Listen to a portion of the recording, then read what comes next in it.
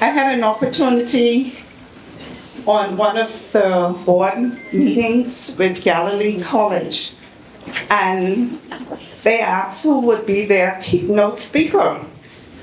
And Minister name came up to be the keynote speaker for Galilee College.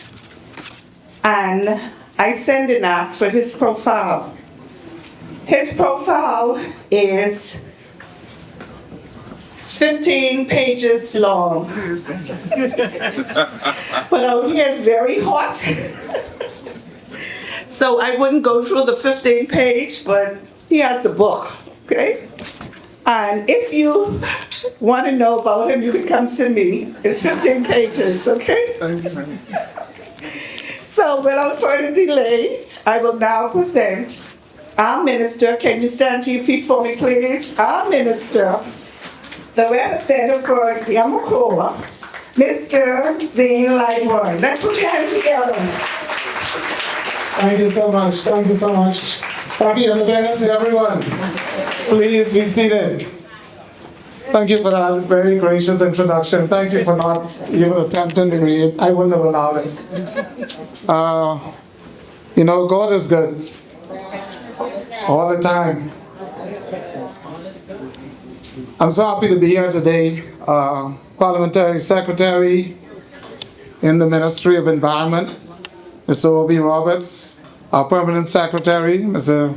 David Davis, and the entire executive staff of the Ministry of Environment, and to you, the entire staff of the Ministry of the Department of Environmental Health. I think some extra persons are here from the ministry, but the entire staff of the Department of Environmental Health Services. Good morning. Good morning. I'm not going to be long today. We're here for a purpose. I know it's a celebration also. I don't see the live band set up, but I know you all got a good DJ, so I can let him do his thing. And I know we got some people who like to dance, so we can let you do your thing. I just before I go into the reason that we call this meeting, that'll take about 3 sentences, maybe. But I'd just like to say that in the introduction and the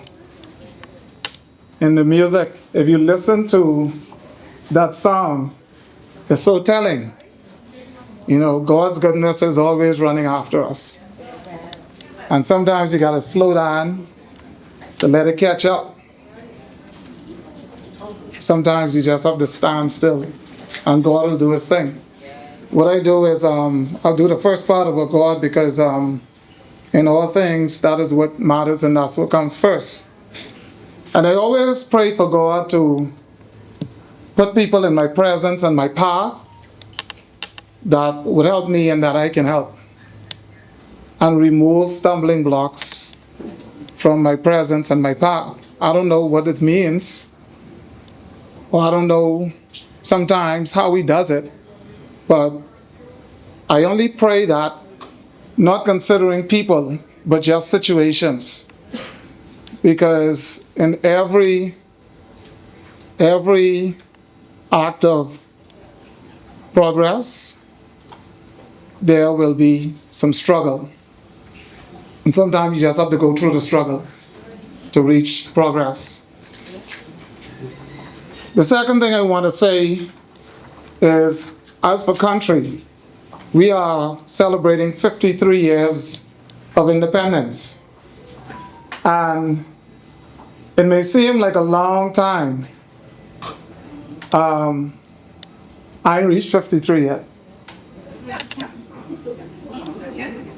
God's willing, I'll get there. But it's a young age.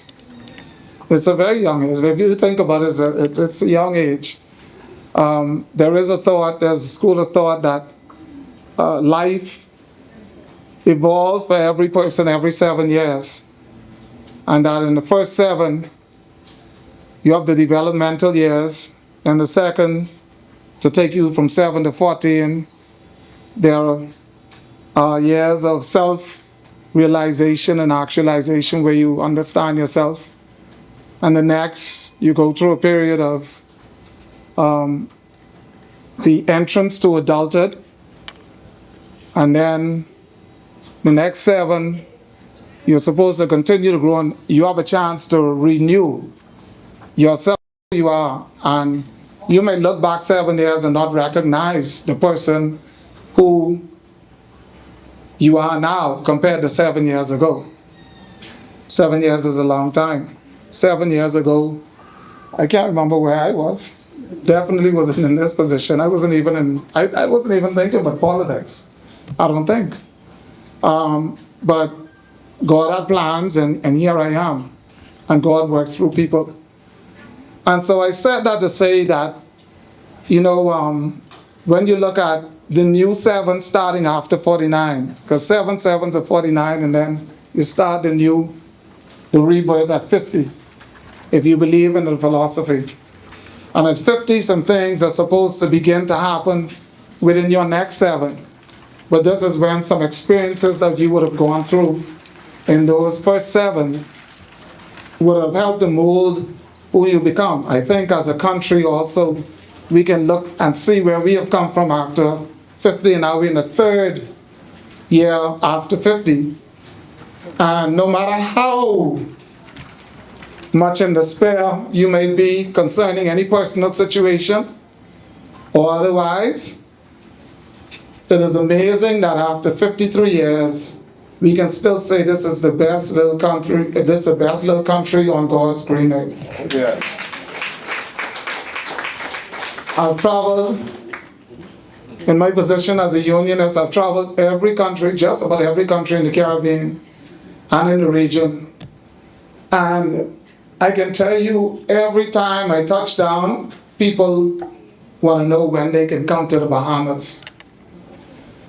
I've traveled to China, that has 2 billion people, or thereabout, and a history of 5,000 years.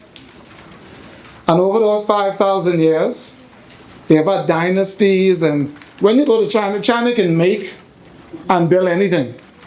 We know that, right? But every Chinese I've met who could speak English want to come to the Bahamas. They could build their own little paradise.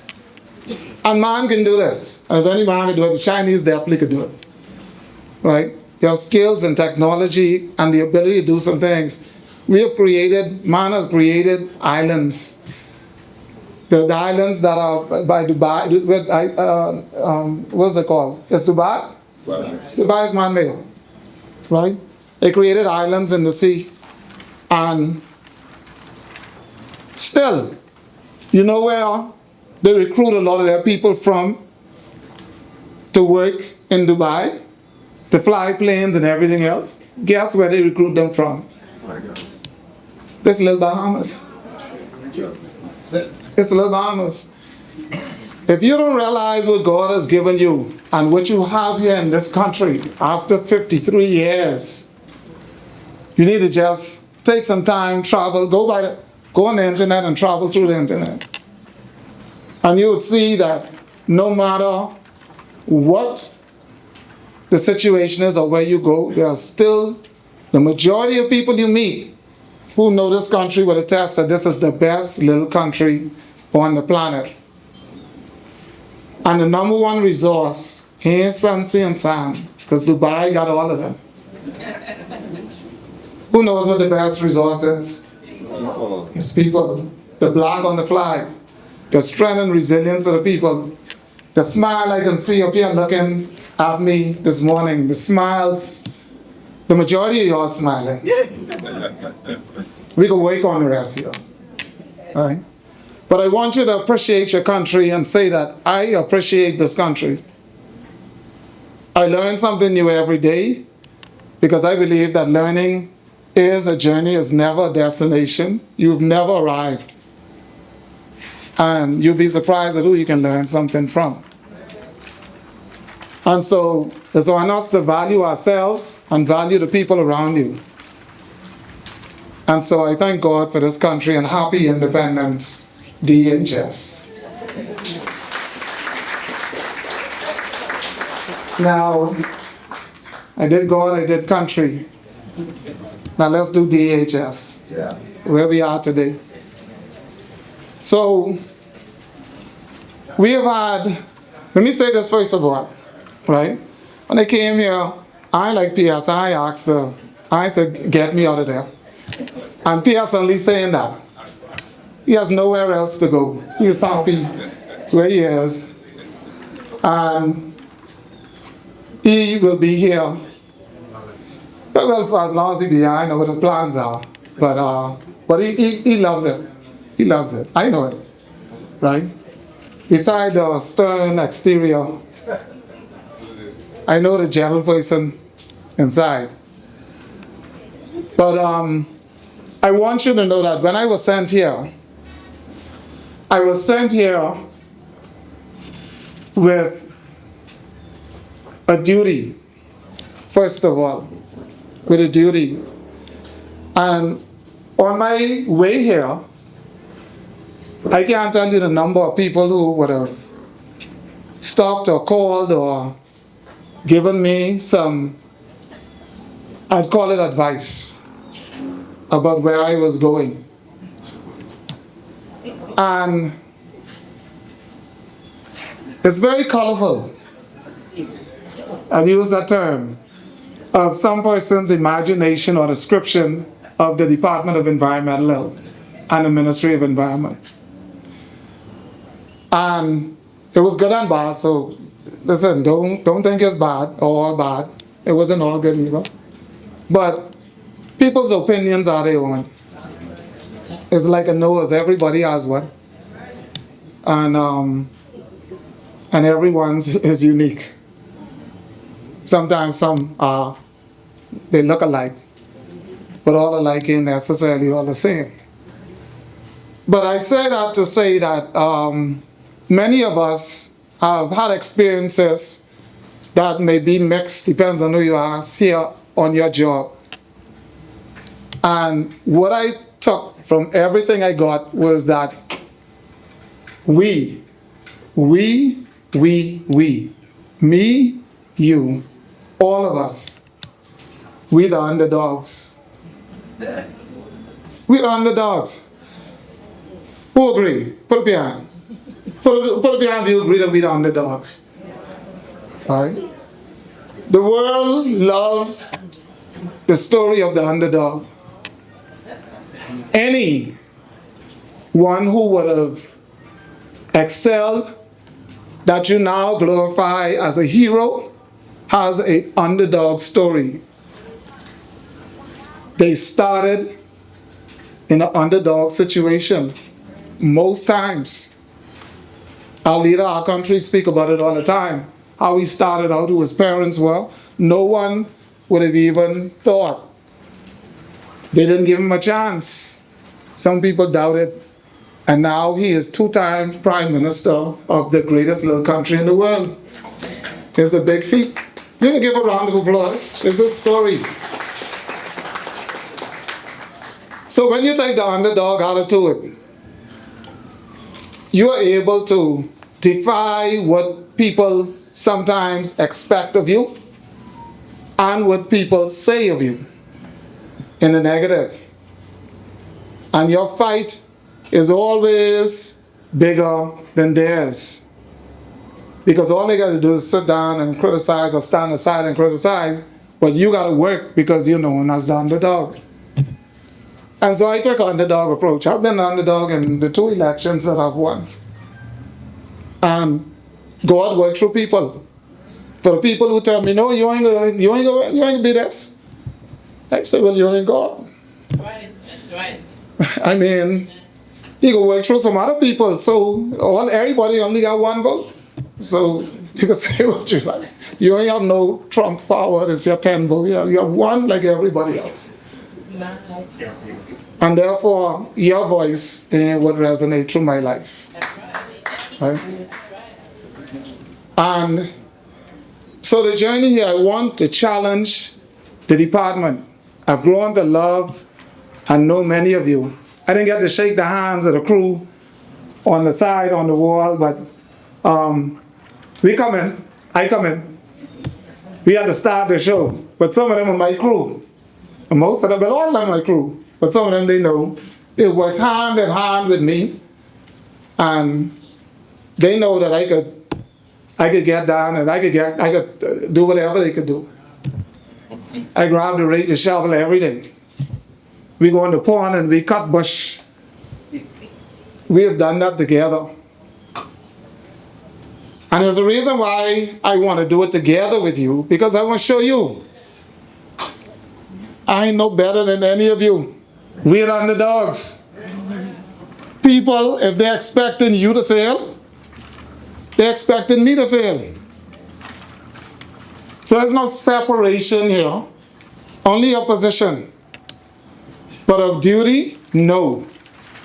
We all have a duty to make this 53-year-old country look good, to make people feel our presence. And the good thing about being the underdog is that when you do something good and you succeed, people notice. See, when you're then on top, there's only one way to go. It's down. So them said who on top, they got to keep their standard, which I encourage them to do. But we have what you call opportunity.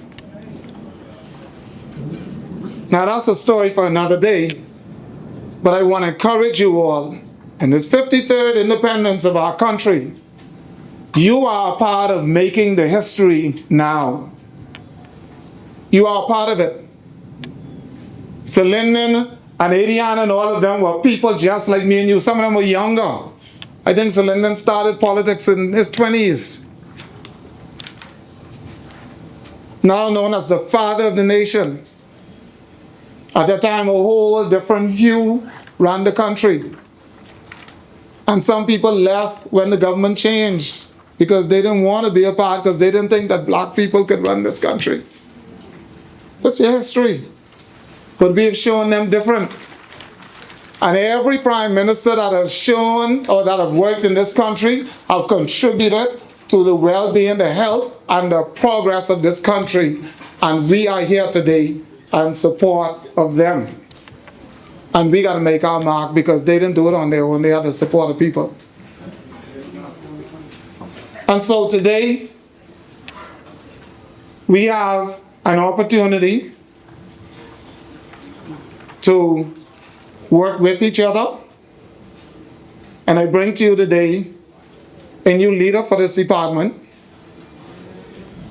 And I want to say, with all respect and sincerity, that I thank and I honor Ms. Lorna Williams for her time served in this department, because I think that as director, that she would have made a positive mark, and we have seen progress in this department.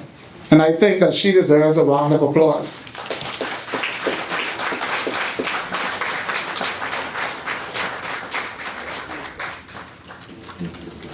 Today,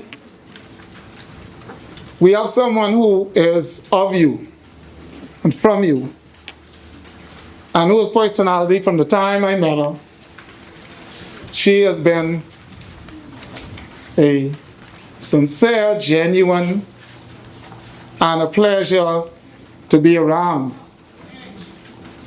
And I'm asking you today that whatever, because you have to motivate yourself too, but whatever motivation you need to get yourself in working here to do our duty to this country and fight like underdogs to make sure that our mark is made and we make a positive impact and fulfill our mandate to the Bahamian people.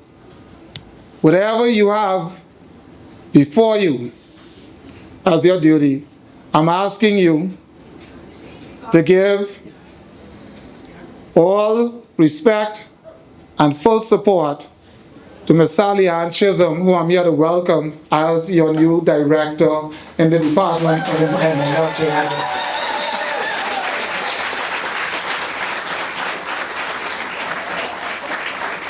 I don't have Ms. Chisholm's biography,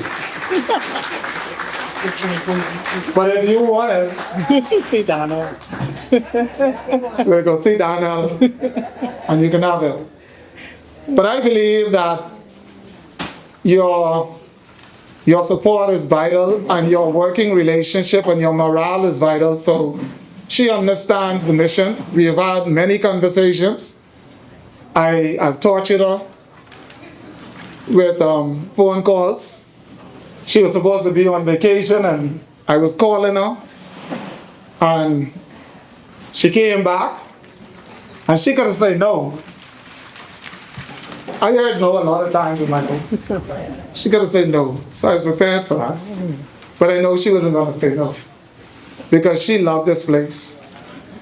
And her vision and goal, as we have discussed, part of it is to not only build the morale of the staff who she knows, she swear by your work. She swear by your work. That whatever it is we need to get done, we can get it done. And we can get it done at the highest level. She swear by your work. And she is a worker. And she understands that the mission is to also build morale, to support, and to build a succession plan. So the other thing I'll ask of you is, in giving your support, you can voice your displeasures respectfully and in a certain manner, and have an audience. She has an open door policy, what I know. But there are some things that she may see in persons, or she may want to do as a part of her leadership, that she have my support, and I'm sure that she have your support on. And is bringing some people up so that in whatever time that she has here, her leadership can be expressed through the fact that she has left capable hands to take the reins and to sit in the chair where she sit. Because that's the greatest reflection of pure leadership that anyone can have. The greatest reflection of pure leadership is that when you leave the scene, you have a successor that you have trained properly to take your place.